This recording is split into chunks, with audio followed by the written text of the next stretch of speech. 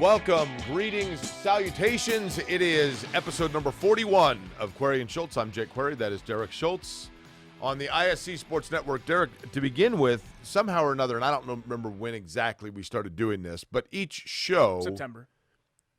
No, when we started doing the number association. When did we start doing that?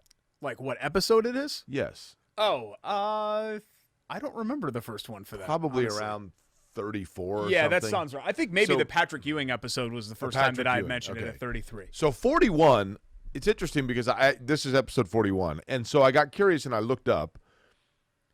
And it's interesting to me that when I Googled, like, best player to wear 41, and the first thing that comes up is Dirk Nowitzki. Now, Dirk Nowitzki is not the best player within his sport to wear 41. Really? Tom Seaver was a better baseball player than Dirk Nowitzki was. Oh, I thought you meant player. basketball. just Best in basketball general. player to Just to best wear. athlete to wear number 41. Yeah, I mean, I'd honestly probably put them. It's so hard to compare sports. I think Seaver and Dirk are probably regarded as a top 25 to 30 all-time player, right? Tom Seaver, at the time of his induction, had the highest acceptance rate into the Hall of Fame in the history of his sport.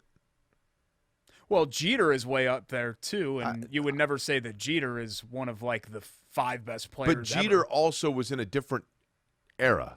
Like when Tom Seaver got inducted into the Baseball Hall of Fame, he had a higher percent. He is a contemporary of Hank Aaron's. He had a higher percentage acceptance into the Hall of Fame than Hank Aaron. What I'm saying is Dirk Nowitzki, who's a wonderful player, but there is nobody that would ever say, so what NBA player should have been the biggest slam dunk into the Hall of Fame? Dirk Nowitzki. For whatever reason, the writers that covered him at the time thought that of Tom Seaver. Okay. Look, I think we're splitting hairs personally, but if you want to call it the Tom Seaver episode, I'm perfectly cool with that. Wes Tom Unseld? Seaver was an unbelievable player. Wes Unseld would be, I think, slightly behind Glenn Rice? where Dirk is. Glenn Rice was one of those guys that had a Hall of Very Good career, He did. right? He was a really good player for a long time. When he was on, he was really good. That's about where the Hall of Fame cutoff is, I would think, like Glenn Rice. Because Glenn Rice would have had to have made multiple All-Star games, He was a right? nice player. Yeah. He was not a Hall of Fame player, I would Well, he's a agree. great college player, too. Well, does he still have the record for most points scored in a single NCAA tournament? I think so, because Carson Edwards was chasing that a couple of years ago. But let me just look real quick. Sorry, I don't mean to start the show by looking up Glenn Rice's. Do you see which of the legacy two of or us is anything like prepared? that. I'm asking. Which of the two of us appears Yeah, to Glenn have done Rice, preparation? 3-time All-Star, 2-time All-NBA, Okay, so All-Star Game MVP, NBA champ. I mean, he's like right there at the top of where the cutoff is from Springfield. what about hooked up with Sarah Palin? Is that listed on his accomplishments? What? Yeah, Glenn Rice, Sarah Palin. What? Do you read the paper? The paper? What's You know- that? My parents Personal are on life. vacation, by the way, and my mom this morning said, "Your dad went out to get the morning paper." I'm like, Oh God. Yeah, I don't see anything on here about Sarah Palin and his wiki page. And usually you air all of the dirty laundry I on know. the Wikipedia page. At any rate, hi there. How are you? We have a lot to talk about today, Derek. We do, a yeah. lot to talk about. Usually this time of year things kind of slow down, but we'll get right to it right off the box as we are taping this. The decision has come out from the Supreme Court that is not good news for the NCAA. Oh, we're gonna lead with that. Okay. Well, it's a pretty big story. Yeah, no, I think we could have led with NBA playoffs too. I mean, there is actually a lot to talk about today. No, it is big because I don't think the decision in itself is big when you're just looking at it in a vacuum. I think it's big for what it means moving forward now, because the NCAA always tried to give this mirage of amateurism, right?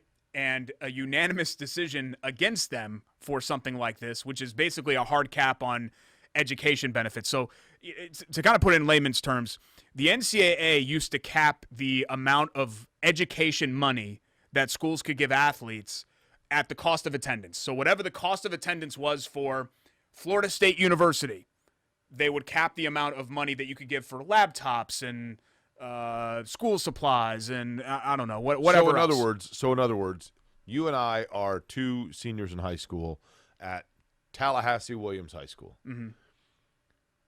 I am receiving an athletic scholarship to Florida State and you are going just as a normal student, you are paying $32,000 a year for cost of tuition, room, and board to Florida State University.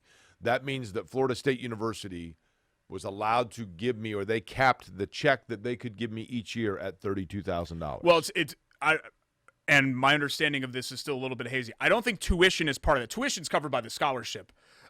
This is specifically tutoring, Gotcha. special classes, and any school gear. So they deem that you have to pay an additional $1,500 per semester for laptops, calculators, and tutors, and so therefore they give me $1,500. Yeah, I guess that's how it all works. And they are now saying the Supreme Court has ruled that the NCAA does not have the right to determine a limit on the amount that I should be given for that. Yes, essentially. Which means now that Florida State University, if they so chose, could say, this Jake Query, the quarterback we're bringing in, we're going to determine that he needs $38,000 a week for tuition and calculators and tutors and everything else. There's no cap on what they can put it at. I think what it is the school can set their own cap. Right. Well, that's what I'm saying. Yeah. So they're free now. The NCAA can't set that for everybody. So now yes, I realize right. that when you're I know we always talk about the slippery slopes and all that. But when you're talking about technically, you're correct. Compensation that has to be linked to education, now you're getting into slippery slopes because you are going to, and I'm not saying it's right or wrong, but the NCAA, in a loose interpretation, the NCAA is a governing body who says, our job is to make sure that all university athletic programs have a fair and balanced non-advantage. So a school that has $1 billion and a school that has a tight budget, we want to make sure that those two schools have an even chance of presenting the same level of competitive basketball team. Mm-hmm. And now the Michigans, the North Carolinas, the Florida states that have these huge athletic budgets, they have been told, look, don't let the NCAA tell you the amount of money that you're limited in giving to a player if you feel that player to be worth compensation, even though it has to be for an education purpose versus athletic purpose. Yeah, so there's some bookkeeping that probably needs to be done when it comes to that. Look, I'm not going to sit here and say that schools aren't going to take advantage of this. Of course they are. It's major business and money and winning, and you know how cutthroat it is in NCAAs. But one thing that I buck against, and I saw this from a buddy of ours, Will Haskett, if he's watching, hi. He talked about how, well, now the gap is bigger between the haves and the have-nots. Correct. And I'm thinking to myself, though, Wright State is never going to compete with Ohio State. Murray State's never going to compete with UK. You could put any restriction you want to NCAA-wise on spending and everything like that, and if given the choice, 99.8% of the time, unless they don't want to leave like their dying grandmother, a student-athlete's going to choose Ohio State over OU. You know what I mean? Right. Like, that's just the way that it is. So I think sometimes we're a little bit in this fantasy world where we think that it's going to be even for everybody, and no, it's not. It never has been. It never will be. I understand this sentiment from people, and I hear it a lot. I just think it's ridiculous, the amount of money these schools are paying coaches and putting these players on a big-time pedestal. I get it. I get the fact that the kid that has the 4.2 grade point average that is a Wells Scholar at Indiana University is just as important to the spirit of the university as Victor Oladipo. I get it. But a university's job is to provide education and, depending on the university, to make money. There are a lot more people who are 55, 60, 65 years old with expendable income that when they're thinking about at the end of the year writing out their $15,000 charity check, there are a lot more people that are motivated to send that to Indiana University because they enjoy the feats and accomplishments and the craft of Victor Oladipo than because they enjoyed the term paper written by a kid that's a Wells because Scholar. I met my wife there. Like, right. I get that is a So, motivating factor, but it's athletics is so huge. I saw, Derek, I read a column the other day, and it was talking about schools, state universities with the highest percentage of out-of-state applicants. Now, out-of-state applicants is where you make your money, right? Yeah. And I can't remember, it was of state universities. I mean, it was like Michigan was number one and like University of Pennsylvania. I mean, I get it. But you know who 2 of the top 5 were? I bet IU's there. Are they not? They were not. Okay. No, I don't know who the other one. And somebody's going to say, cite your work. I don't remember. It was an article I read a week ago. Ohio State's so massive. Do they take a bunch University of of Alabama and Clemson University. Oh, wow. Now, why do you think that is? Huh. They've been semi-relevant, I think. Butler. Take Butler University. I grew up in Indianapolis, okay? 10 years ago. Well, maybe not 10. 20 years ago. During the NCAA tournament. In 2000, I covered the NCAA tournament in Kansas City, and Butler was in it. And I was representing a St. Louis TV station, and I was there covering, I can't remember what school. It was Mizzou in there maybe? Florida? Or I don't remember who it was. Well, they played Florida, right? Well, they went all the way to the Well, I'm title. saying, but I was not covering. I was working for a St. Louis television station, and so therefore I was covering somebody in there. I was yeah, covering the okay, tournament yes, in of Kansas course. City. I Yeah. can't remember for what reason I was covering it, but my point being, Butler was in that tournament. And so my coworkers, I'm saying, oh, yeah, Butler. Like, I know about Butler. Well, why do you know about Butler? Well, I'm from Indianapolis. What? Okay, so is Butler in Indianapolis? Okay, sure. 20 years later, you could go right now, we could go walk through a mall in Spokane, Washington, and there's probably a kid wearing a Butler sweatshirt. And they know that Butler's in Indianapolis. Why is that? Is it because of the great pharmacy program?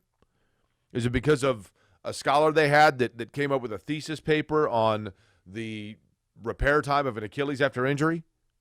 Or is it because their basketball team went to back-to-back Final Fours? Yeah, just look at their campus. Athletics are they facilitate awareness that brings in money. Yeah. Plain and simple. No, 100%. But again, I think what's most interesting about this decision is what happens next. And my inkling has been, and it's been this way for a while, that eventually when the NCAA knows it's got limited legal avenues, I think we're going to come to a time where these things are collectively bargained, just like they are with MLBPA and the NBA Players Association, the NFL, the whole deal, where you have an entity, I don't know if it's a union or what it is, that represents all of these major, and I'm talking men's basketball and football, because, well, what about the track and field? Well, the track and field athletes don't generate any money. They lose money. Sorry, I mean, if people don't want to hear that, I mean, that's the fact of the matter. So we're only talking about the revenue sports here. I think we'll come to a point where everybody gets a little bit of a share of the money. And, people will say, well, Zion Williamson brings this to Duke and this walk-on brings this. Right. You know what I mean? And it'll never be fair and equal, but everybody will get a little bit of a piece of the pie instead of the NCAA just hoarding a huge majority of it for themselves. When do you think all of this begins? I mean, does it start right now because of the Supreme Court ruling? Yeah, Or is well, it... I think it's already started with the name and likeness stuff. So Right. I think that's really what got the ball rolling to here. And now we're going to move into – I still don't think – and I might be in the minority here. I still don't think we're ever going to have pay for play. I don't think we're going to have that. And I don't really know how I've told you this before. It's my ultimate cop-out topic in sports radio was, should you pay college athletes or not? I don't know. Like, I don't know how I feel about that. Here's to me what's interesting about the name and likeness. Are schools going to get crafty now, and are we actually going to see names taken off the back of jerseys? Just because they'll get bitter about it? Well, Indiana. I'm going to use Indiana because there are not names on the back of the basketball jerseys. Mm-hmm. Okay? I'm a huge – my two favorite IU players of all time were Steve Alford and Jay Edwards. Okay? But my favorite number is 3. So if I went in and bought an Indiana 3 jersey, there's no name on the back of it. Yeah. If I go into the Big Red Gift Shop and I buy a jersey that says Indiana 3, am I buying a Jay Edwards jersey or am I buying a Tom Coverdale jersey? Or am I buying a Charlie Miller jersey? Yeah, do they give that money to the player that's wearing 3 right now? Or do you cut it up in a kitty and give it to every single player? Whereas Clemson football, if I'm wearing a jersey that's a Clemson jersey with 16 and on the back it says Lawrence 16, it's pretty clear who that money should go to, right? Yeah.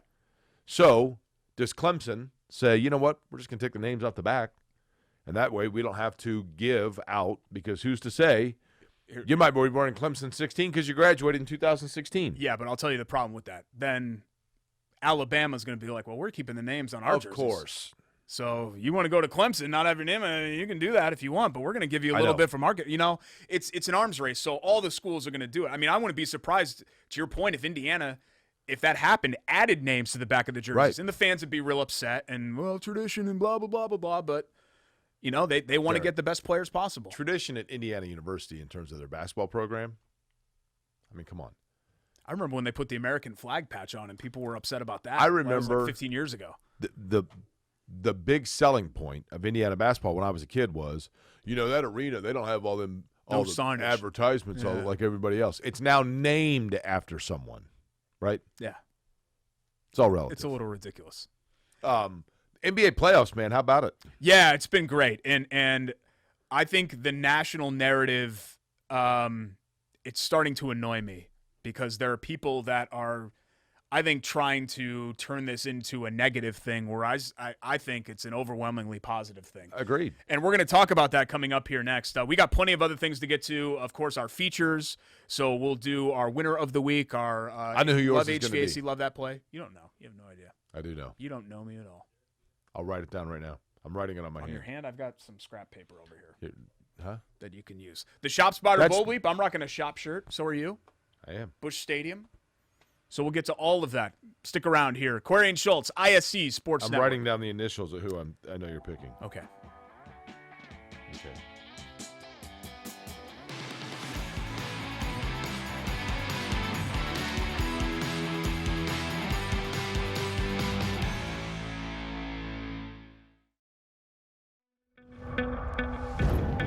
It's here. The moment that will define you. So think of this moment as your moment. The one you've been waiting for. You were built for it. And so were we.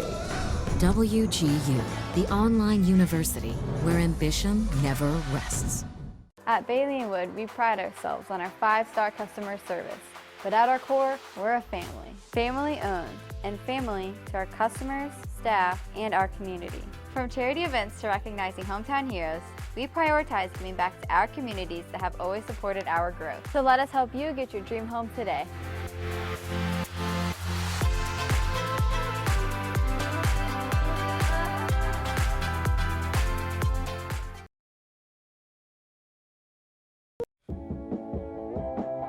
Welcome back. It's Query and Schultz rolling along on this June. Well, we're taping it on a Monday. You're probably watching it on a Tuesday, or maybe you're listening on a Wednesday. Maybe you're watching on Friday. You just decided, oh my God, I missed my Query and Schultz fix this week. I haven't slept. Hey, how about our friend? How about our loyal listener and friend viewer in Maine? Mm-hmm. I believe Matthew is the correct pronunciation. Yes, but it's the French spelling. That's right. Matthew St. Thomas. Yep. Who said that he's returned back into work like a lot of people now with COVID coming, I shouldn't say coming to an end, but winding down or the vaccines, whatever. Things reopening. So Matthew returned to work and his coworker said, hey, I watched 2 episodes of Query and Schultz so that we had something to talk about at work. And Matthew today had his work cornhole tournament and scored a point. Didn't win, but scored a point. So we're hitting New England now. I'm actually going to Maine, not only on a family vacation, but also on – just kind of a pilgrimage to meet more fans. So I want to try to put myself out there. When is this happening? A little bit more. Next month. So we have some dedicated family time, but then I'm also going to be making some public appearances. I'm going to be at the Hannafids in York, Maine. Yep. Okay. So I'll be signing autographs, no personalized greetings. Photos are $20. Half goes to charity, half goes in my pocket. What charity? That's undisclosed as of right now. Okay. And we're gonna make a couple of other appearances. I think we're gonna do something in Wells too. Head up just Route 1 there in Maine. Let me ask you this, Derek. Speaking of vacations, and then we'll get to Bailey and Wood here in a second. But my family right now is in Hilton Head, the entire family, everyone but me. They manage to always schedule these things right when there's a race, and then they go, wait, we're so sorry you couldn't make it. Indy 500's this weekend? Yeah. So they're all down there, and I was supposed to drive down. Mm-hmm. Now, this morning, I'm getting barraged by text from the family saying, don't make the drive. Storms are terrible. Apparently there was, tragically, a terrible accident in Alabama. But my sister said, Dad read about it in the paper this morning about the storms yesterday. Number one, I have a hard time believing that my parents are reading the morning paper in Hilton Head. And number two, if the morning paper in Hilton Head is anything like the morning paper here, there is zero chance they have anything in it that is within the last 72 hours of taking place. You're probably right. Yeah. I mean, unless it's Kirkwood, Bloomington from a couple of nights ago where it's literally impassable, I can drive in a thunderstorm. Like, my parents are the same way about storms. Like, well, Dorothy has to leave because it's about to rain. Or, can you come pick up James because it's going to rain? I'm like, what do you mean it's going to rain? Like, okay, then I'll turn my wipers on Right. and my lights. Okay. Right.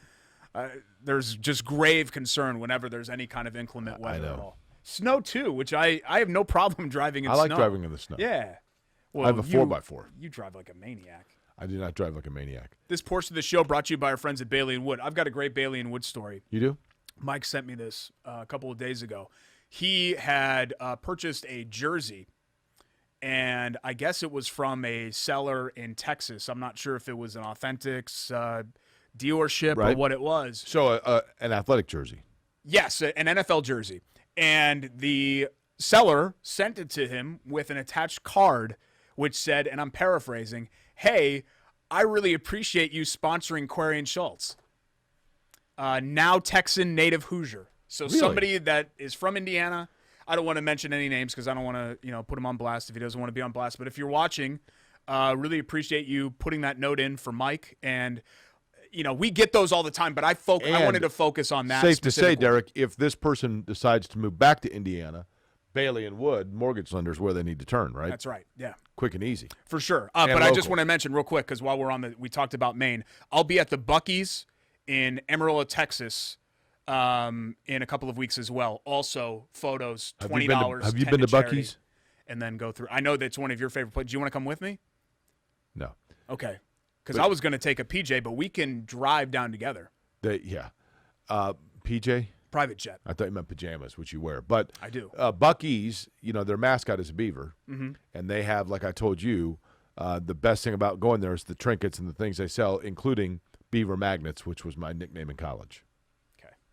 Is that appropriate for the show? Should we grab that in post? What's Like, that? that's kind of towing the line of what's in good taste and what's in poor taste, don't you think? That my nickname was Beaver Magnet? Yeah. That's my nickname in college. Like, that's a little risque, I think. We try to keep things PG on this show. I thought you said PJ. Mike Wood and his team are the best in the business. 5 stars, 13 Indiana locations, 855. Shut up. 855 350 home. Yep. Got it. We'll just get that in post. I wanted to keep my face. 855-350-HOME is the number for don't know Bailey why. & Wood. I can't get it. Local home I don't know lenders. why. Keep it right here in the state or in the city. And Derek, BAWFG.com. website again, please. BAWFG.com. Bailey and Wood Financial BAWFG. Group.com. There you go. BAWFG. Yep. Really appreciate them coming on board. BAWFG. I think we're going to head to their golf outing, or at least I That's am. right. It's in August, right? In August, yeah. August 12th. Yeah. Can you go? I texted you about it the other day. I haven't checked the calendar. Okay. Is there a race It's that the weekend? Indy race that weekend, though. Yes, Yeah, there is a race. Sure. Okay. What was it on the weekend? Well, he was like, "Do you want to golf?" And I was like, "You don't want us, Jake and me, out there golfing. Do man. they have the little kiddie clubs? We'll slow everybody down." The shorter clubs?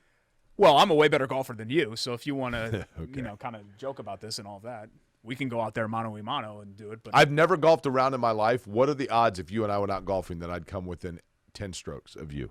Because you golf. very low, yeah, very low. I'm sneaky athletic, which I don't think I'm. People have told me that I'm sneaky athletic, which I think it's obvious that I'm an athlete. But yeah, 10 strokes easy. I'd put the over under at 14 and a half Okay. of the strokes that I would trash you by.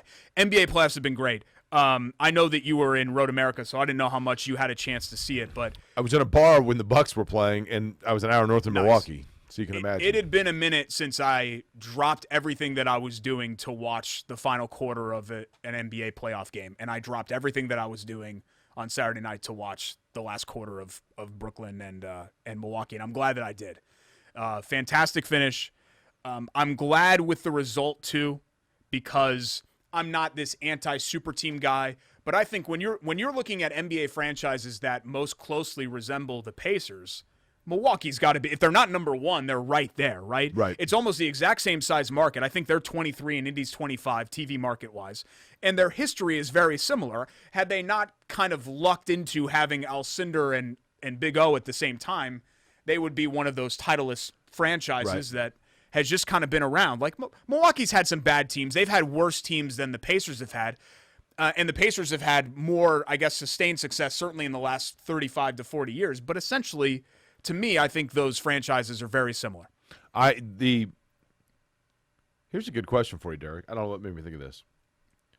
How many cities, the 4 teams that are left in the NBA playoffs, the Philadelphia 76ers. Well, they're done now. Or excuse me, that's right. The Milwaukee Bucks, the Atlanta Hawks, the Phoenix Suns, the LA Clippers. How many different cities does that encompass? What do you mean?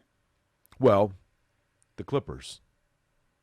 The Clippers were the San Diego Clippers. Now the Los Angeles so how many Clippers. different franchises have they been? Is what Well, you're it's trying the to say? same franchise, but how many different cities have hosted those franchises? Yeah, that's a good question because Atlanta was St. Louis, right? The St. Louis Hawks when they won a title. Atlanta was, I believe, Moline, Milwaukee, St. Louis, Atlanta. They were also Milwaukee, like the baseball team? Look that up. Okay. I think that's correct. Okay. Let me look. I was not aware of that. And then you have The Milwaukee, Phoenix, Phoenix Suns have only ever been the Phoenix Suns. the Suns right? and the Bucks have both only been those Okay. two. Yeah, and that's then the what- that's what Clippers I have been thought. only San Diego and Los Angeles, I believe. Okay. But the Hawks are among the most moved franchises in the history of professional sports. As with most Atlanta sports teams. And I think the Colts are way up there too, because the Colts were the Baltimore Colts, and then they were the Houston Texans, and they were a bunch of different teams. Atlanta Hawks were the Buffalo Bisons. They were the Tri-Cities Moline somethings. Okay. And then they were Milwaukee. They were the Milwaukee Hawks. And then in the 50s and 60s, they were the St. Louis Hawks, and then they relocated to Atlanta in 1965. So they've been the Atlanta Hawks for 50 years. Now the Hawks, More than that. Nate 60 years. McMillan coaching the Atlanta Hawks, I thought Mark Monteith had a really good point, and that is that you can say what you want about Nate McMillan in his time with the Pacers, and the Pacers shouldn't have let him go. I think Nate McMillan is in the category, Derek. There are 3 kinds of coaches in the NBA. There are coaches that no matter who they have, their teams are going to be competitive and play well. Greg Popovich comes in, although Greg Popovich has some pretty darn good players, right? He always had, for the most part, that core, yeah. But, Popovich, I think, is truly a great coach. Pat Riley, I think, was truly a great coach. I think Eric Spoelstra has shown now that you give him different players, and he is a very good coach. Then there are coaches that are perfectly competent coaches, but they need the Joes along. They can do the X's and O's, but they need the Joes. Nate McMillan is that guy. I think he's a perfectly sufficient coach, but he has to have, when Trae Young is out there shooting and hitting 45-footers, it makes things easy for you, right? Yeah. And as I have said many, many times, you want your best player to be the one that the offense naturally and organically goes through them having the ball in their hands. And that's what Trae Young is. Not your 4, not necessarily even your 3, the guy that the play begins with him having the ball. And that's what Trae Young is, and that facilitates for Atlanta a lot of things. And then, of course, the fact that, Nate McMillan, I think, is kind of a disciplinarian in terms of on-court play. But it obviously has worked well, and I know he's still the interim in Atlanta. I can't imagine that he stays the interim for much longer, right? Yeah. What's wild about this run for the Hawks is they usually fly? They completely made over their team from a couple of years ago. They went to the conference finals. Nobody remembers because they were quickly they were stuffed down a garbage disposal by Cleveland. That was a joke of a series. They lost 4-0, and it wasn't close. Who was their team then? Horford. Al Horford. Kyle Korver, Jeff Teague, Damari Carroll. Right. And the roster completely turned over, and they had some bad teams in there. And now you've got a group that is fun, exciting. God, I never thought when Huerta was at Maryland that he was going to be a really good pro. Or I didn't watch John Collins at all because Wake Forest basketball is pretty whatever. But he was a guy who the Pacers had on their radar, and I think they brought him in for a workout and then ultimately decided to take TJ Leaf. I'll tell you a good story about, how do you say his last name? Who we talk about? Collins? From Maryland. No, I'm sorry. Back to your first player. Hoarder. Hoarder. Hoarder. Hoarder? Hoarder? Does he collect a lot of stuff? No, not like hoarder. It's Huerter, I realize. Hoarder. Hoarder. Like Carlos Huerta? I have a lot of trouble with it, if you can't tell, which is rare on this show to see me struggle, so please don't make me say it again. Huerter. I'm going to abstain from saying his name. When he was again. either rookie or for some reason, second-year I can't say player, it. I hope Shannon doesn't kill me for telling this story. After a Pacers game, Shannon was leaving and was going through, like, in the parking area, and there's a weight room. And I think it's the guest team weight room at Bankers Life Fieldhouse. And she was going through it. The Pacers had played Atlanta. He started with Atlanta, right? He's only been there, I think, yeah. And he was in there, it's like 11 o'clock at night. The bus hadn't left yet, and he's in there lifting weights in his game uniform. In his uniform? In his uniform. Wow. And she kind of looks as she's walking through to go to the parking area, and he says, didn't have a good game tonight. And he's in there lifting weights because he had not played well. So whether it was Atlanta that made him go and lift before they got on the bus, or he voluntarily did so because his game wasn't where he wanted it to be. But I think about that as I watch this guy dropping 19, 20 points in a playoff game, and he's got some game to him, right? Yeah, for sure. I mean, it's a nice team. I didn't think that they were as talented as Philly, but for them to come through and win that series like they did, I mean, the proof is in the pudding at this point. They easily dispatched of the Knicks, and then they beat a Philadelphia team that no one thought they were going to beat. Who wins the East? I still think it's Milwaukee. I mean, it's pretty open. No, I guess at this point, I think I said on the show last week that the only team left that would shock me if they were the NBA champion is Atlanta. But at this point, if you've gotten this far, then all bets are off. Yeah, right? all bets are off. I mean, I remember to me, Atlanta is still the most unlikely of the four teams to win the championship, but once you get here, you deserve to be here. I remember in 94 when the Pacers broke through in the Reggie, they went to the Eastern Conference Finals against the Knicks and the 25-point fourth quarter in the choke series. I remember a lot of people forget that in the round before that, they beat Atlanta. They beat Orlando, then they beat Atlanta. And when they beat Atlanta, it was the 1 seed, if I'm not mistaken. I'm pretty sure the Knicks were the 2 that correct. year. Yeah. Atlanta was the 1. Yeah. And Craig Elo was with the Hawks. And I remember Craig Elo being interviewed and saying, yeah, they could go all the way. And I'm like, well, he's not talking about the Pacers, right? But he's like, hey, they just knocked out the number 1 seed and handily. And now they're going to go, yeah, sure, they could. Yeah. I mean, they're this far. They could do it. And I remember thinking, like, that's crazy. But he was right. I mean, they came within an 11th foul of Patrick Ewing of going to the finals. So they were right there on the cusp. So you are correct. Once you're at this point, then anybody can win a series. Now, in the West, Phoenix and the Clippers. Who wins that series? I just don't think the Clippers can do it if they don't have Kawhi. And I think we can safely say, has Kawhi officially been ruled out? I don't think so. I think they're keeping hope alive that if it goes the distance, maybe he'd be available later in the later portion of the series. Credit where due, Paul George has played well. With Kawhi Leonard out, Paul George has – I was fully anticipating like a 5 for 22 game. He's elevated his game. Yeah, Paul George is not one of the 5 or 8 best players in the world, but he's one of the 15. And hand me one of those scrap pieces of paper. Oh, we're going to list out now every single NBA player and who's Paul George better than? Okay, great. No, hold on. The best players in the NBA. Go ahead. First, Durant, right? Sure.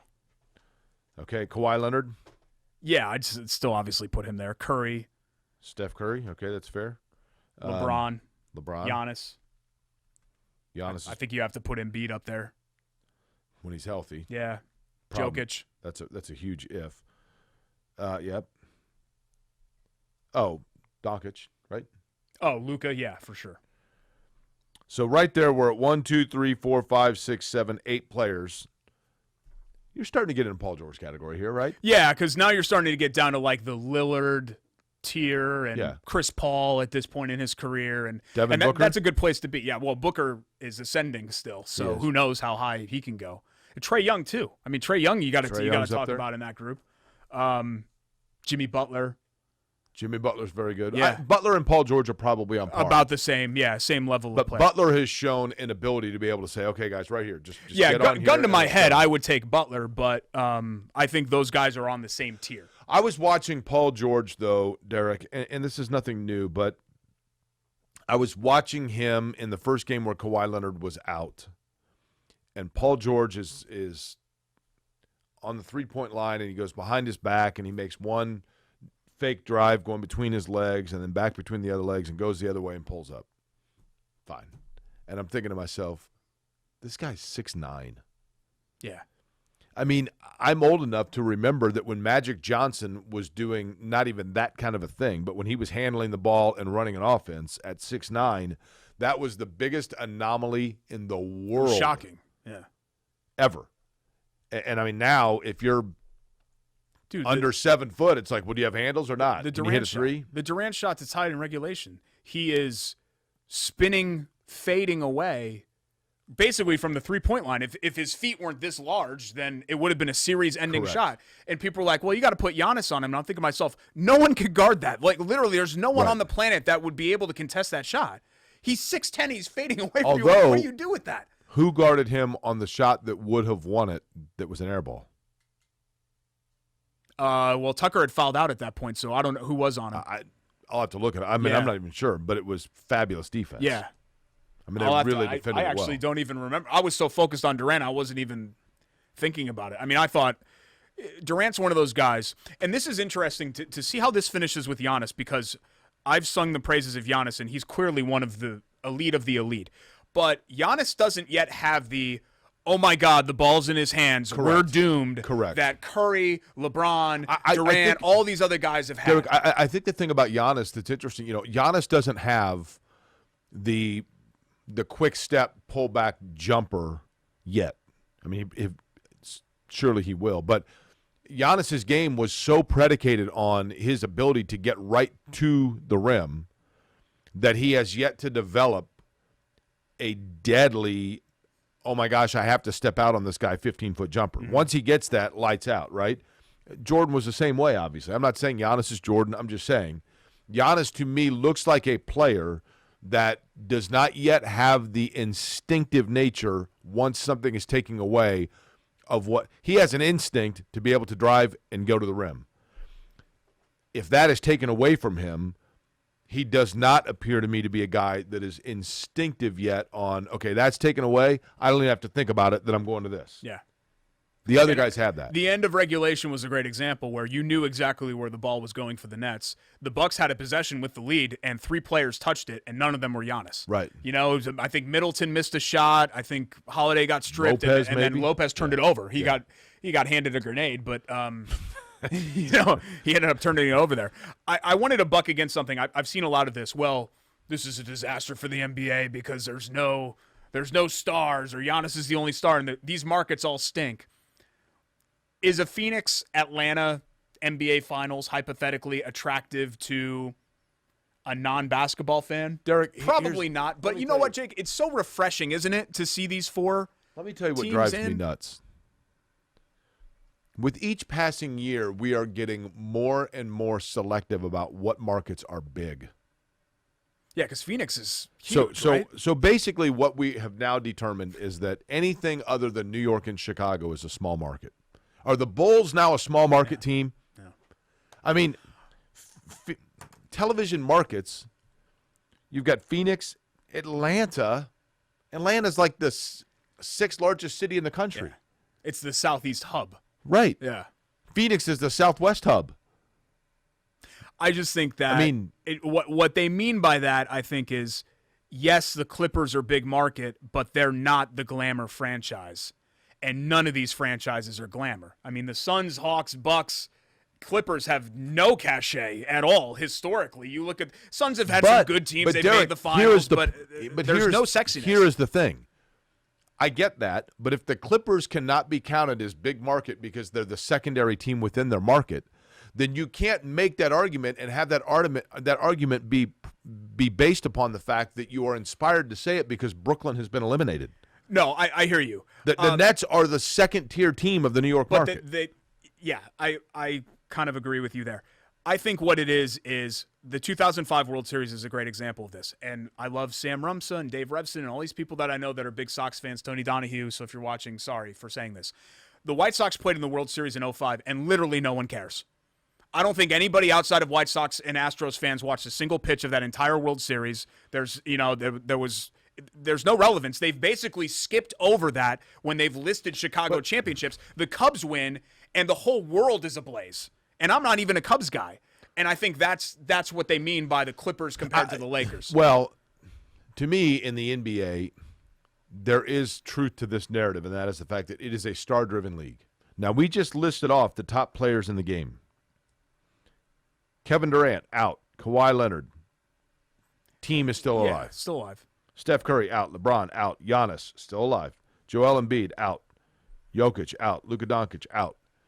Who are the 6 biggest stars left in the postseason? Trey, Giannis, Booker, Paul, Giannis. Wait a minute. Trey Young. Yeah. Okay. Booker, Chris Paul. Is Booker really a star yet? Oh, yeah. At this point, he is. Come on. Then maybe for Devin 2 Booker weeks. is safely one of the 20 best players in the NBA. Derek, I don't disagree, but this is what I mean by star. By star, I mean if you are talking about television ratings, then what you have to have is or are players who get people that are not typically basketball fans to tune in because they are aware of who they are. How many people, like if you stopped 100 people in the mall and said, are you a fan of the NBA? And 80 of them said, yeah. Of the 20 that said not really, how many of those 20 know who Devin Booker is? Well, how many know who Paul George is? It's kind of a I innocuous think name, Paul George right? is, but Paul George at least has done, he's been on Jimmy Kimmel and he's done music videos and you know what I mean? Like, what I'm saying is, and I'm taking nothing away from Devin Booker, who's a wonderful player and a rising star to your point, but I don't know that he's there yet where he is transcendent beyond NBA fans.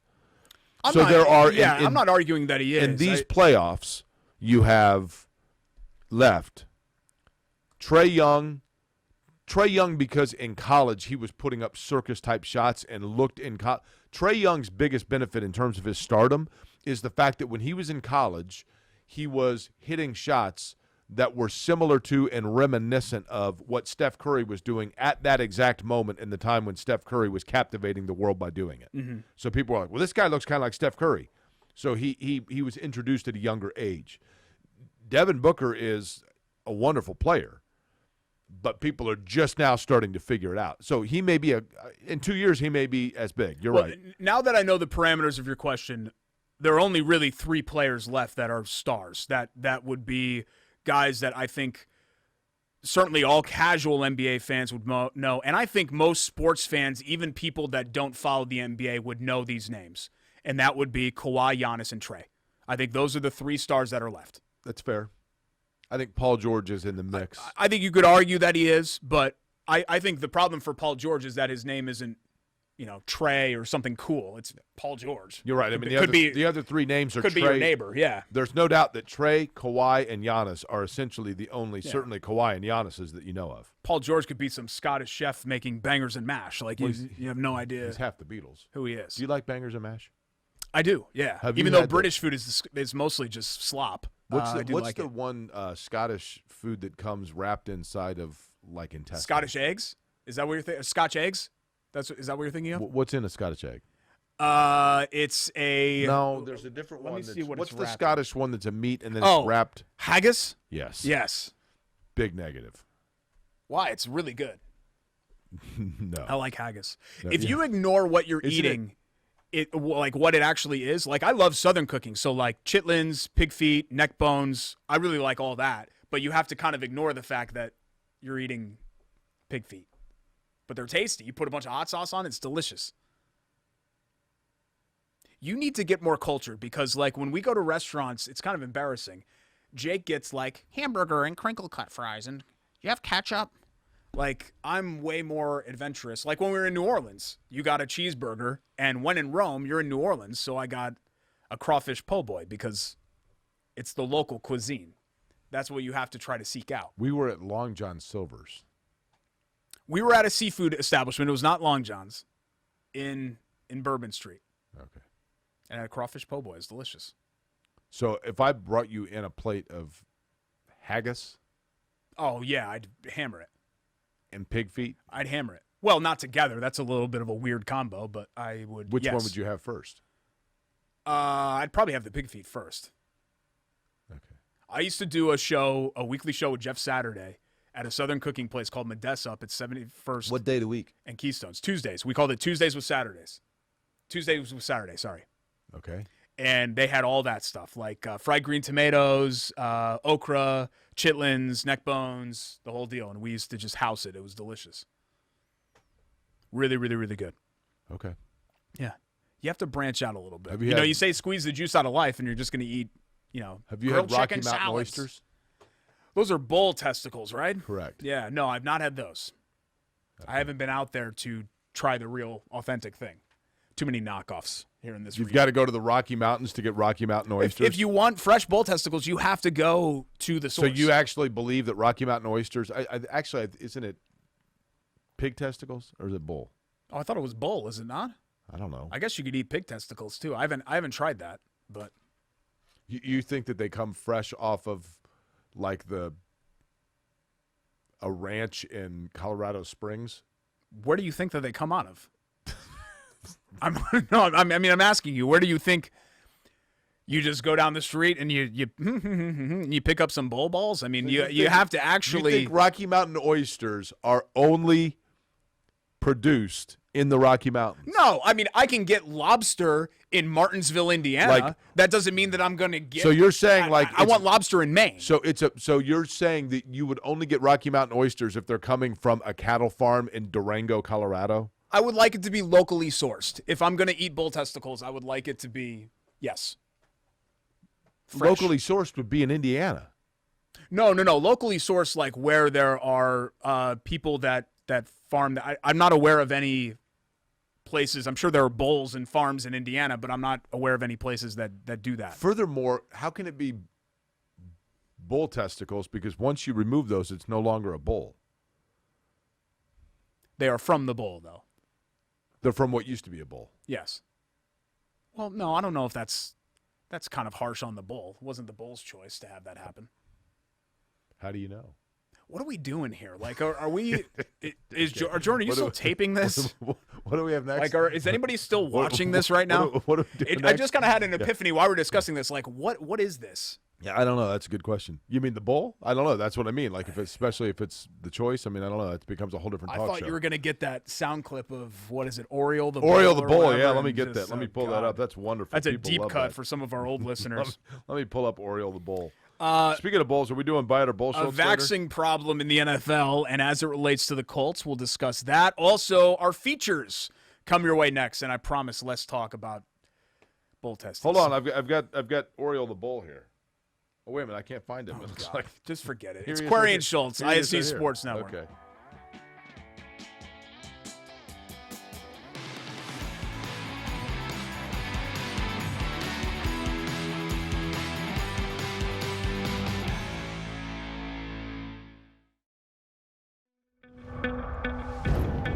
It's here.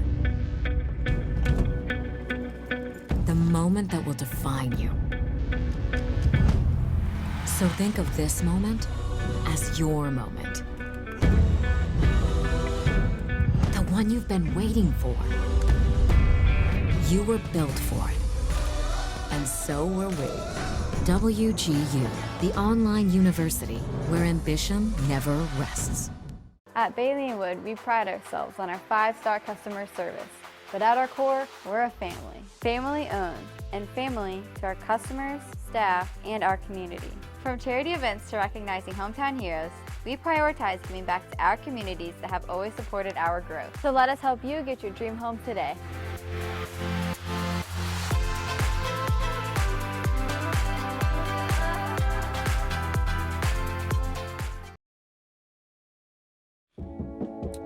Derek, you asked for it. Here it is by popular demand. By the way, we are thrilled to have on board the Indy Alley Cats, who've been really good to us over the course of the years, right? And these are beautiful T-shirts. Cameron Brock, one of their all-time great players, one of the best ultimate disc players in the sports history, was a big friend of the show, used to come in studio a bunch. Whoops. Beautiful. Well, don't cover up the mic. I know, I'm not. I like the green. No, it's very cool. Yeah, They got it's a sharp. great logo. And Tell me about right the here. Alley Cats, by the way.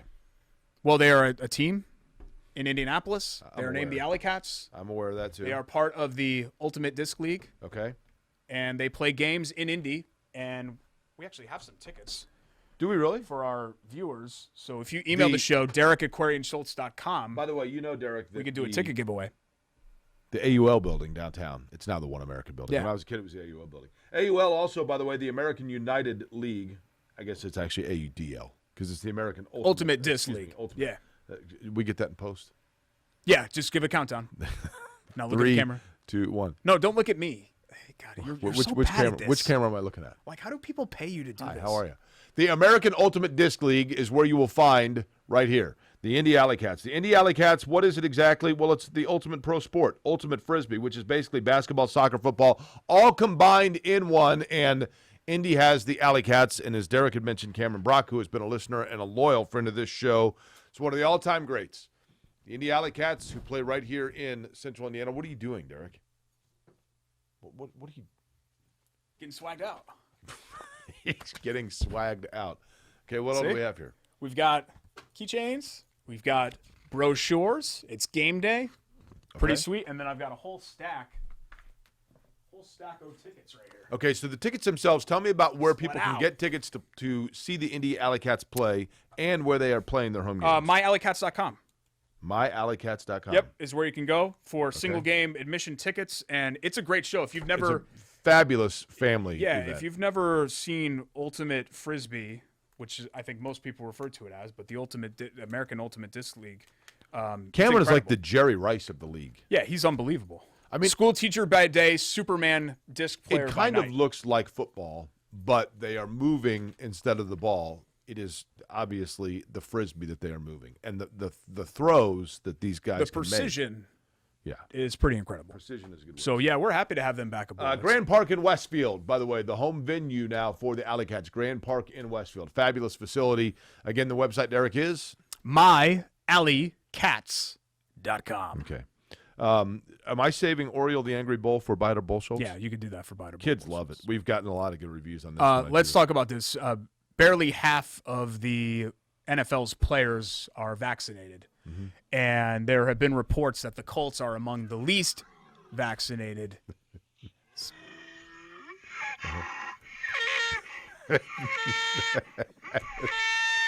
That's the sound of Oriole the Angry Bull. This actually really isn't the kind of topic that you want to. Not really a funny.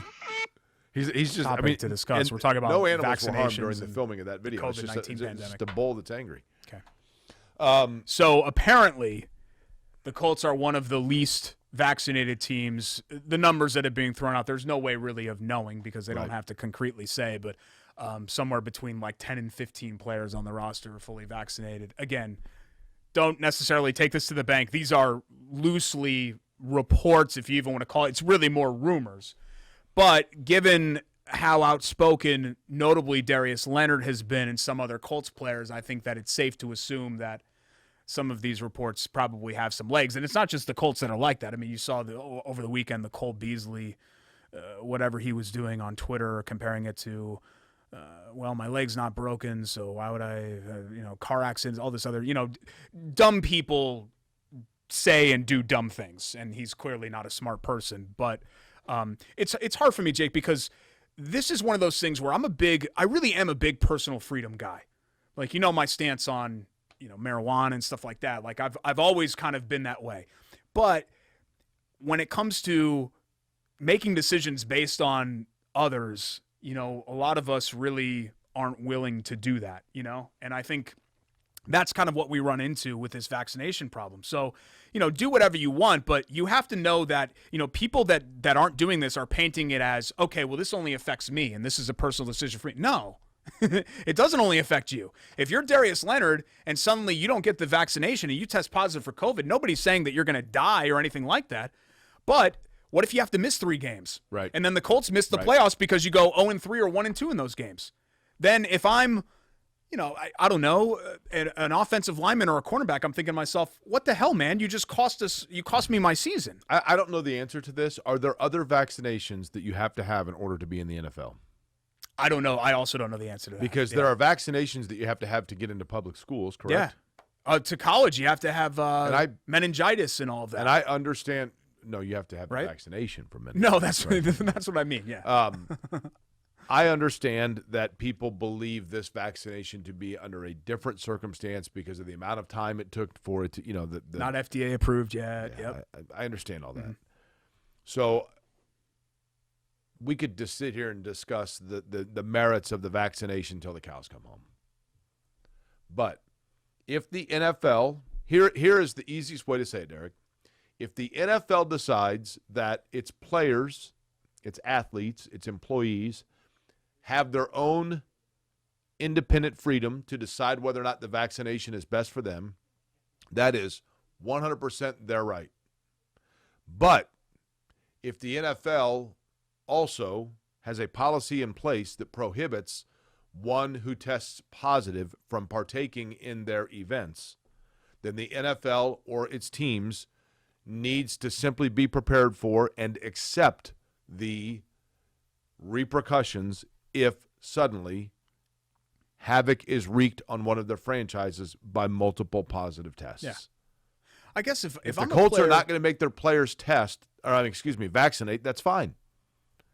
So long as the Colts are willing to, if there are any, and there may not be, if they're willing to deal with the consequences that come through the course of the year with a breakout. Well, I think that it says a lot that both sides agreed to these guidelines for vaccinated versus non-vaccinated players that are very harsh if you're not vaccinated, where basically you have to be like me in 8th grade. You have to eat lunch by yourself. Like, you can't be in the team room. You can only be in the weight room if there are like 10 or 12 other people in there.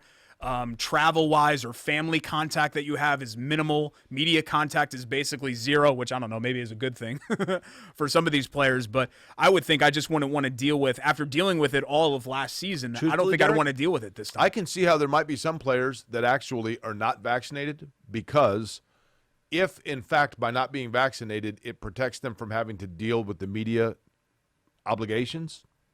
At least face-to-face. I think there's a lot of 27-year-old guys that are like, you know what, my odds of getting this or getting sick from it are pretty nil. And by not getting it, it means that I don't have to go on Wednesdays and sit there for an hour and a half while a bunch of guys sit there with a tape recorder in my face. Cool. I do think that there are some people that are making this as a religious political thing, which is just like in society.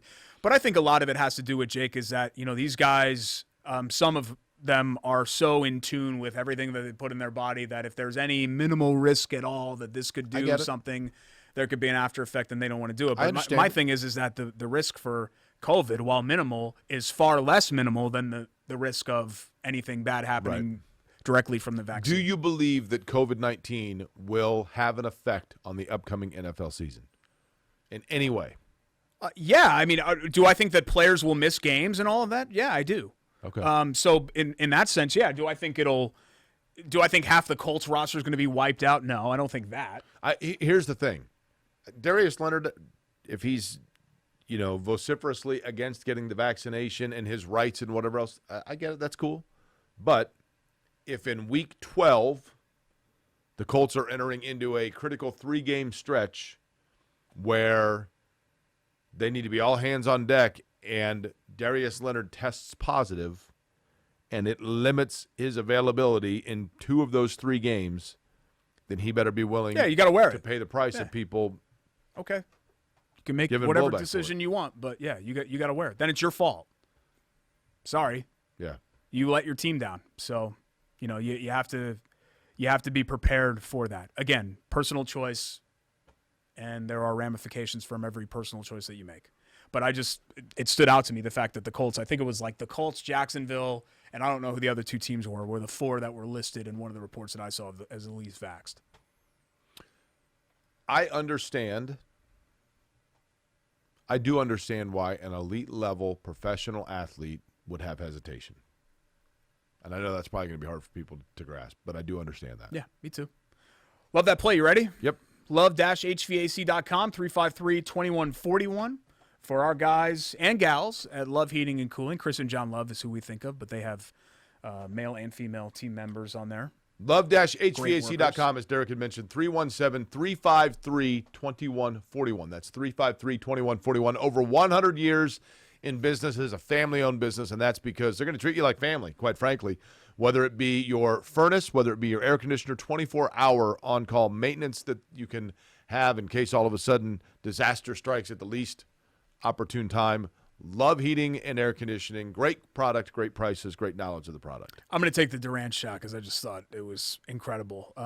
There are probably 4 or 5 people on the planet that can make that shot with any kind of regularity. You're talking about in Game 7? To tie it in regulation. Of course, they ended up losing. Right. But, again, it kind of goes back to this, and I always hammer on this, Jake. We focus so much on the result. Like, did you win the championship? Did you do this? For me, Durant did everything that was within his power as an individual to help Brooklyn win in advance, and they fell short. Brooklyn win in advance, and they fell short. And I just can't put that on him. You know what I mean? I'll tell you who I'm going to go opposite of you. For my love that play, we mentioned it earlier. I'm going to give it actually to Drew Holiday and the defense that he put on Kevin Durant. Kevin Durant is, to your point, Derek, virtually unguardable. I mean, when he hits that shot like you're talking about, you're thinking, what do you even do? Yeah. Drew Holiday on the shot that Durant got and the look that he got at the end of the overtime that would have lifted the Nets past the Bucks. And Drew Holiday's how big? 6'5"? Yeah, not huge. He played Durant as tough on the ball to disrupt him as you possibly can. I'm not saying that's why Kevin Durant, I think the fatigue of playing every single minute in previous games in that series was the fatigue factor in why Kevin Durant threw up an air ball. Yeah. But there was just a slight, I mean, the fatigue was there, but there was just a very slight little factor that came into play as well. And that was the defense applied by Drew Holiday against the best player on the planet right now playing the game of basketball. And Drew Holiday, who is a good player, married to a girl from Ben Davis High School, by the way. That's right. I thought his defense was sensational. Yeah, shout out to Lauren Chaney, U.S. women's national team soccer star. If we're actually talking defensive plays, the Brook Lopez block on Durant a couple of plays before that was critical as well, and a heck of a play from Brook Lopez. And I go back to it. Durant did everything that he could do. The Bucks teammates stepped up. Not only Holiday defensively, he hit a couple of big threes down the stretch when he had been terrible. He was like 2 of 11 or something, and stepped up and hit a couple of big shots. Middleton did the same thing. That's what team game. That's what you have to have. But I just thought that shot with Durant was incredible. Have you been to Milwaukee? Yeah. Love Milwaukee. Whole skyline is Catholic churches.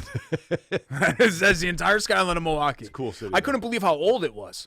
Like, I thought Cincinnati was old. Milwaukee is like old. It is, but it's cool. Yeah, neat place. So are the Alley Cat Frisbees. Come back and wrap up Discs, with as they're known. Bite or Bowl Bleep. We've got our winner of the week. Can I get Oriole back out for the Bite or And Bowl? a shout out to our dads. Good catch there, buddy. We have You can never play for the Alley Hand me Cats. the other one. Hand me the other one. No, I'm not going to let you embarrass yourself. It's not going to. It's redeeming. It's not embarrassing. It's redeeming. Can you? I mean, Back for one more segment. see. Showing us how unathletic Jake is. It's Corey and Schultz. Look at that. Look What, at you that. Flipping a pizza?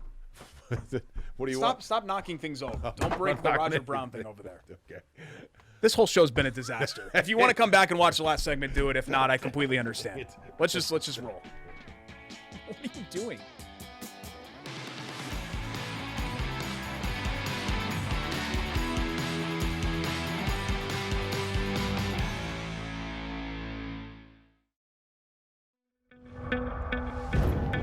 It's here. The moment that will define you. So think of this moment as your moment. The one one you've been waiting for. You were built for it. And so were we. WGU, the online university where ambition never rests.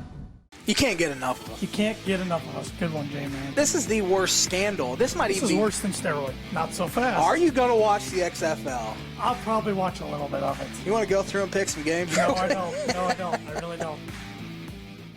At Bailey & Wood, we pride ourselves on our 5-star customer service. But at our core, we're a family. Family owned, and family to our customers, staff, and our community. From charity events to recognizing hometown heroes, we prioritize giving back to our communities that have always supported our growth. So let us help you get your dream home today.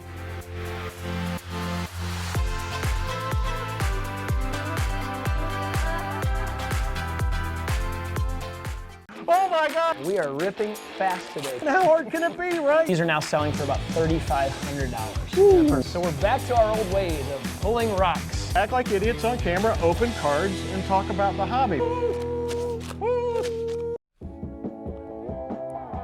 Watch this, Derek. You ready? You ready to be impressed? Oh, hang on. That didn't go so well. Go ahead. Hold on. It's confined in here. I didn't realize, like, I feel restricted. I've got all these valuables over here, and I wanted to be careful. And then when I did that, my arm, the restriction here of the microphone, it blocked what I was trying to do. Do you know, first off, if that touches me, I'm leaving. Okay. Do you know how embarrassing this is for our sponsors? You know, the Chateau Kitchen's logo is right behind us, and you're doing this? Like you thought this was a good idea? Don't mind me. Here. What are you doing? Catch. What? You got to be quicker than that, God, man. You you're got to have gonna good injure me. reflexes. If you want to see the alley cats and what happens when people actually do have reflexes, you need to go to Grand Park. It's absolutely wonderful. All right, we'll get all that in post. 3, 2, 1. Welcome back. It's Corey and Schultz here Oh, on you wanna ISC see something Sports cool? Network. No, Watch don't. this. Please do not Okay. do that again. Look at that. Look at Don't that. do that again. Look at that. ChateauKitchens.com. You thought that was going to hit you, didn't you? But then you didn't realize about my The Alley premier Cat, provider of residential cabinetry Cat quick in the area. reflexes. They also have a showroom up on Carmel Drive if you want to check that out. Steven and his crew, Victoria was our designer, Ryan was the project manager, Steven's the owner, did an amazing job on my kitchen in Midtown, and they could tackle your project as well, not just kitchens, really anything that's interior with Chateau Kitchens. ChateauKitchens.com. You can check out some of their work, the before and after pictures on Instagram at Chateau Kitchens, so follow them on there. Also Facebook as well, at Chateau Kitchens. Appreciate them being on board with us, even though I'm guessing that I'm going to get a call after this episode. It seems to be like, yeah, man, we're so? axing this thing. Yeah, Why? enough. Because you got this frisbee throwing doink next to you, and while we like supporting you because you're smart and handsome and you did a great job with us, using us for business and all of that, we don't want to be associated with that one anymore. Okay. I'm guessing that's what it'll say. I'm just paraphrasing, but I'm guessing that's what it'll And say. which of the two of us is wearing the hat? So you think that saves it? You almost knocked down our entire set. No, look at me. You're the one that had no reflexes. Okay. I didn't know that. Do not. Come on. Don't do that. We've got our winner of the week. You're supposed to get catch to as well. the disc, not be afraid of it. While we're mentioning it, I think we've mentioned just about everybody else. We're about to mention the Shop Indie on here. WGU Indiana has been a great partner of ours as well. WGU.edu/Indiana, and you can check out all of the degree offerings that they have for you. Get your degree, earn your degree on your own timeline. That's what my wife did with WGU Indiana. Their nursing program is terrific. Check them out online, wgu.edu/Indiana. Do you know one degree that I have that I'm not sure that you do? You might. I have a bachelor's. I know. Degree of difficulty. Like that. Okay. It is Prime Day, so if you hit this monitor, we can buy another one for a deal, but you'll have to pay out of pocket for it. Okay. Any damage you cause in the studio is on you. I've got that written into my contract. Winner of the week. You don't even have a contract. Did you know that James Jones was the general manager of the Suns? I did. Did you really, or are you lying? How do you not know that? I don't know. I think there were people that didn't know James Really? Jones was the general manager. He seems too young to be the general manager of the Suns, doesn't he? It doesn't feel like it was that long ago. He was still playing. Done a heck of a job. Let me tell just a really quick story. my first foray into professional sports media was I did an internship with WIBC, where Kevin Lee, good friend of yours, was the overseer there of their sports department. This is before 1070 The Fan locally in Indianapolis existed. And I would come in Friday, Saturday, Sunday if the Pacers had a home game, and I would get audio for Kevin for his postgame show. So I would get postgame locker room audio from players and coach. The coach press conference, so it was Carlisle at the time who was the coach. Take it back to the MS studio. And Derek? And what? Could again be.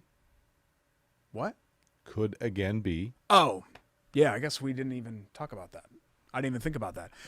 We'll take it back to the MS studio and splice it all up for Kevin's show. So in the Brawl year, originally I'm talking to J.O. and Reggie Miller and Steven Jackson. And after the Brawl happens, I remember walking in there. It wasn't the Orlando game. I was in Bloomington watching the Orlando game, so I must have had school or something. They had name tags on, right? The next weekend game, they're playing somebody, and I didn't want to bother Kevin with it because I'm just the intern. But I'm thinking to myself, who the hell am I going to talk to? Because I'm looking around the locker room, and it's like Eddie Gill and John Edwards and Britton Johnson. And this skinny second-rounder that barely played, who's now a starter for them, and James Jones was one of the guys that we went to because he was playing 40 minutes. So we're like, okay. James Jones really, as a player, Derek, lifted himself into a nice three-point shooting kind of specialist. Look, man, you play 14 years in this league, you're doing something right. That doesn't just happen. You have some value if you stick around for that long. But 3 rings, 14 years, and now he is the NBA Executive of the Year for what he did in the offseason with the Chris Paul trade and making some of the other moves with the veterans like Etuan Moore and kind of filling out, Jay Crowder, your boy, filling out the rest of that group. Congratulations to James Jones for that. It's been quite a run for him. So he is your winner of the week. Winner of the week. Okay, that's fair. I thought maybe you'd give it to me for my cat-like reflex. Who did you think it was going to be? You said you were going to write it on your palm. Trae Young. Yeah, see, you were wrong. So go ahead and wash your hands now. What's it say right there? Ty. T.Y. Hilton, maybe? No. The Shop's Biter Bowl Bleep. Brought to you by our friends at the Shop. Jake has great hands. The Shop Indy. Buy it. Broad Ripple, they have a new location. Well, not really new. They're right next door into a new space. Clay Terrace, also in Carmel, where you can find their offerings at their brick-and-mortar store. You can also buy it online. Tread very lightly. I'm telling you. I'm not in the mood for it. TheShopIndy.com. You could laugh all you want. You're not going to be laughing when you have a bloody nose again. And you'll see if the doctors can stop that one. Okay. I give a statement. Jake and I go back and forth whether we buy it or it's bull bleep. All right, statement 1.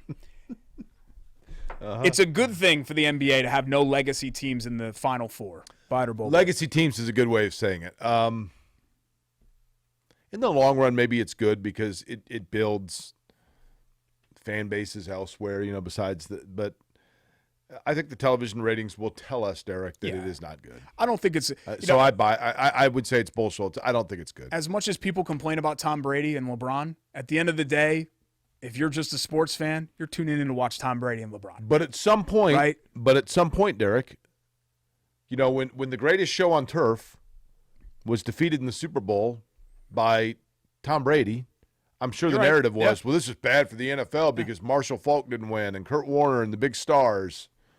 So it has to start somewhere. Steph Curry and the Warriors. That was just kind of a cutesy story. They're putting up a bunch of points, and then it wasn't until they really broke through. So I think this is allowing people to realize Trae Young's stardom or Devin Booker or, how many people watch Phoenix Suns basketball during the course of the season, and you're going to learn about these guys now. So I think it's a good thing. I think it's a great thing for NBA fans because NBA fans are going to watch no matter what. I think it's good. I will say I think it's good for the long-term health of the NBA to have a guy like Giannis who is staying in a small market city. And Milwaukee is a small market, relatively speaking. I mean, Phoenix is not necessarily small market. The Clippers are not small market. But Atlanta's not small market. No. I mean, I get the biggest kick out of it. Well, the Seahawks is a small market team. Seattle's like the 11th biggest city in the country. Yeah. Have you been to Seattle? No, never. Wonderful. This time of year especially, just gorgeous. Statement 2, we need to stop celebrating in-game fighting among fans. Bite or bull bleep. I'm not sure if you saw. Remember the Suns and 4 guy. A lot of people had fun with that. Then again, he got provoked. So that was maybe a little bit of a different situation. But there was another brawl in the Suns-Clippers game where they're on the concourse and everybody's throwing. And it just, you and I have talked about this for a long time. The amount of alcohol and the what people do in public to I don't complete personally, strangers. Derek, I don't get it. anymore think that the NFL is by and large, I don't think of the NFL and NFL games as a good family environment. No, me neither. It's an alcohol-induced, testosterone-driven, Certainly not in the cheap seats. bad fan experience. Yeah. Certainly not if you're up close, then probably. So yes, we needed to quit celebrating this a long time ago. I understand the train wreck nature of wanting to see it, though. It's hard to not watch the video when you see the video, but it's embarrassing, really. I'm These surprised guys, that there are no winners and losers here, only losers. For those that don't know, the Suns in 4 guy, and we're going to talk about it, so it's going to contradict exactly what we were just saying, but a fight broke out in the stands between a Suns fan and a Nuggets fan, and the Nuggets fan, who appeared to be the instigator, got his clock cleaned, and the Suns fan, who at one point stops and is holding the guy like this, and he's talking to his buddy, and he says, and he just goes back to punching him. And then he says, Suns in 4, Suns in 4. I'm surprised, though, that those two guys, the guy that was getting his clock cleaned and the guy that said Suns in 4, haven't appeared on, like, the Today Show together. Well, he did. One of them, the guy that got punched, appeared on TikTok. Yeah. And said that actually he reached for his chain and scratched his nose, and that's why it looked like he had black eyes, because something about his blood capillaries under his eyes. And I'm like, yeah, talk yourself through it, my man. Everybody saw him get completely owned. He did. You know how hard it is, too? I mean, he was above him. So the Suns in 4 guy had the lower ground. I mean, if you've got the higher ground and you're punching down on somebody, you should win that fight. Right. Yeah.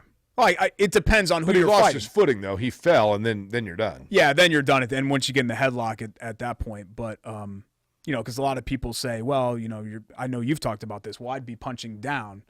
To me, you have to take into account the two combatants as well, because obviously, I mean, you would never make the decision to do anything physically to me, because I think deep down you know what the outcome of that would be. But you would have the higher ground. But that really wouldn't matter. That wouldn't be relevant to a mano-a-mano thing between you and me. I've been taking the higher ground for a long time, Derek. Again, those are just words. I'm talking about when we, like, if it ever turned physical. Because the words are just words. Like, whatever. I'll just let that stuff roll right off my back. Slight reach advantage here. It's not that big of a deal. Yep. See, again, just words. Okay. Yep. I know what you're trying to do. It's just words. Final statement. Summer beers are better than winter beers. Buy it or bull bleep. Oh, that is 100% bull Schultz. Summer beers are all like sweet, like shanty. Like they taste like lemonade. They're all sweet and tart. Like Kolsch's and sours. I mean, they're fine. The sours, no. See, like the problem with summer beers is, and I get it because it's hot out, so you're limited anyway. But you have after like 1.5, you're like, ugh, just too tart. Yeah, I kind of like a pilsner. Don't you like a really just a regular cold pilsner on a like summer a nice, day? rich, dark hoppy I'm beer. much more of a dark. I'm not an IPA guy, but I'm much more of a stout. Sort of porter. I like those beers. I did have a Dark beer beers. in Milwaukee, or not Milwaukee. I'm not a big Manitowoc. beer drinker, period. I had a beer on Saturday evening called the Widowmaker. I saw. Yeah, you took a picture of the handle. good. What kind of beer was it? It was kind of like a Smittix. Have you had Smittix? Yeah, those are good. Yeah. IPAs I can't do because even if I have one, I have a headache the next morning. IPAs are. The hops like mess with my brain cells or something. You don't have hops though. Off a diving board, I do. You've seen it. Okay. You've seen it's it. one of the most embarrassing things. It's not I've that ever I can seen. jump really high. I can stay in the air longer. That's the gift that I can have. I can hang longer. What are you, Big Red? What does that mean? Stay in the air a little longer with Big Red. That Big Red freshness. That's you know. No, I don't know what you're talking about. Okay. Was that like a local Say goodbye appliance store a or something? little longer. Make it last a little longer. Okay, no, I don't know what that is. The longer. Let's wrap up the show with our freshness, friends at Bailey Big and Wood Red. Financial Group, BAWFG.com, 855-350. I'm sure they're home. thrilled to still be around. It is 350, right? Yes, 350. Yes, 350 home. 5 stars is what Mike Wood and his team have gotten for customer service. Go to a local Indiana lender. They live in your neighborhood. By the way, You're buying in your neighborhood. just so you know, Stay one local. thing we've established: the 5 stars that Bailey and Wood receives, 3 more stars than are remaining in the NBA playoffs. Go ahead. I thought you said you weren't going to knock it. I thought you said you liked how the NBA playoffs are going. I didn't say I disliked it, but Okay, I'm saying that's a weird way to the end the show. brilliance of being able to tie in the sponsor with things like that I guarantee you Bailey and Wood are saying to themselves right now, that right there. Well, it's a little better than the Chateau portion where you're breaking everything in the studio. So, yeah, I agree with you. If we break everything in the studio, it's not a worry at all because Chateau can come in and they'll redo all of it. BAWFG.com. They're wonderful at that. Wood. And thanks to Bailey and Wood. Thanks to the Alley Cats for coming back aboard. You're right. We've had a long relationship with them, and it's great. If you ever get the chance to go out to Grand Park, myalleycats.com for the tickets. It's great action, and those guys are terrific athletes. That is good family fun. WGU Indiana, the shop, and Love HVAC as well. Love-HVAC.com. The aboard. shop is at 920 Broad Ripple Avenue in Clay Terrace or theshopindy.com. And we will talk to you next week, right? When it will be almost 4th of July at that point. Show I guess 42. the next weekend will be that. 42's got to be Jackie, right? Jackie Robinson Yeah. show. I mean, who else could it be? Right. Mariano Rivera, I guess, was grandfathered in, but it'll be the Jackie Robinson Evan Altman's show. kid, 42. Does he wear 42? He does. Oh, I didn't know that. Yeah. So we'll do show number 42 next. I can't wait for show 422 or 4022. I thought you were going to say show Oh, I totally forgot. Jordan's just showing me. 420. Quick shout out to our dad. Sorry, Jake got us off track here, throwing the frisbee around. Happy Father's Day to you and yours. I had a great Father's Day yesterday, spending time with my family. But we've got a couple of pictures of our dads that we wanted to share. My dad, Bruce, spent some time with him yesterday. We went to Crew Car Wash Nice. together, which has become kind of a family tradition. There he is with the triplets. Which one are you? I'm on the far left. Why do you have in pigtails? I don't have pigtails. No, right there. That was the style at the time. It was 1983. You look like Princess Leia. What is this? Are you wearing there's earmuffs? Dorothy. No. What is it? But That's right the here. hairstyle at the time, Jake. You were Right alive there. and like cognizant. And then. right there. And then, And you then have, Abby is on the wait a far minute, right. you have a mohawk. No, I don't have a mohawk. Yeah, you do. I Like, have beautiful platinum blonde hair.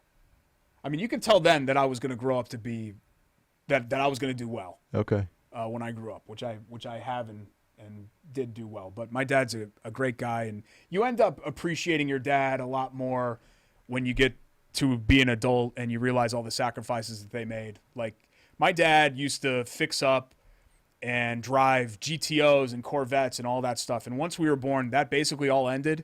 And he drove a minivan essentially for like 15 years with Right. the Three Babes license plate. Do you think he drove a minivan because he liked minivans? No, he did it because that's just what he was supposed to do. He was a dad, and he always put my mom and the triplets first. So Does he back to doing the cars? he still loves cars, but he is. I'm not kidding you when I tell you this. My dad has never bought something for himself ever. Since we were born, he has never once made a purchase for himself. Like, I'm going to get this for me. Never. Okay. He's the most selfless person I've ever met in my life when it comes to that. He's just not a material things guy, really. But I've been telling him to get a nice car. They're retired. He's about to turn 70. Get a nice car. You can tool around it on, Sundays around Carmel or whatever. Wouldn't he buy want? it. Wouldn't he want new tires? What do you mean? Well, I don't know. You said he should buy a Tool car around. but you said the car that he's going to buy is retired.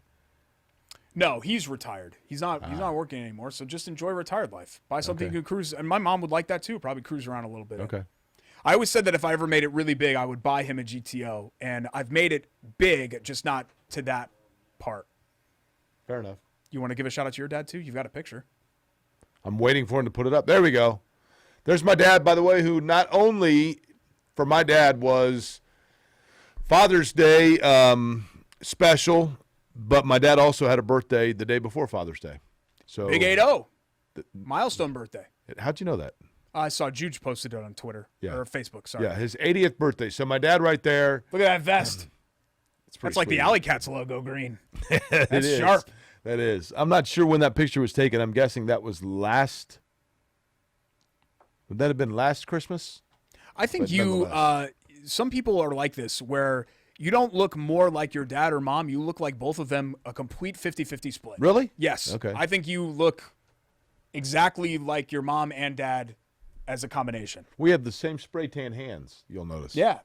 That's sharp. But yes, happy Father's Day to my dad. Happy birthday as well. Multiple heart attacks, too, with the they're combined in that picture with the veins. That and all of picture right yes. there features 4 stents. God. Okay. Thanks again for watching the show and for sticking with us today. Admittedly, not a great show, but we'll try to do better next time. Thanks to our crew as well, Jake Morrison, Jordan Shue, and Greg Rakestraw. I'm Schultz. He's Query. We'll see you next time. Bye.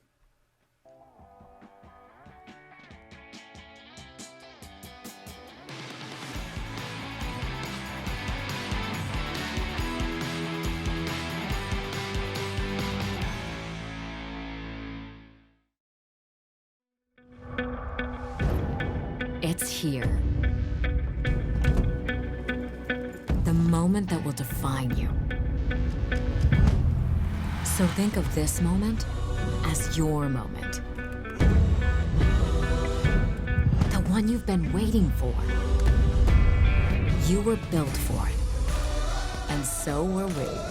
WGU, the online university where ambition never rests.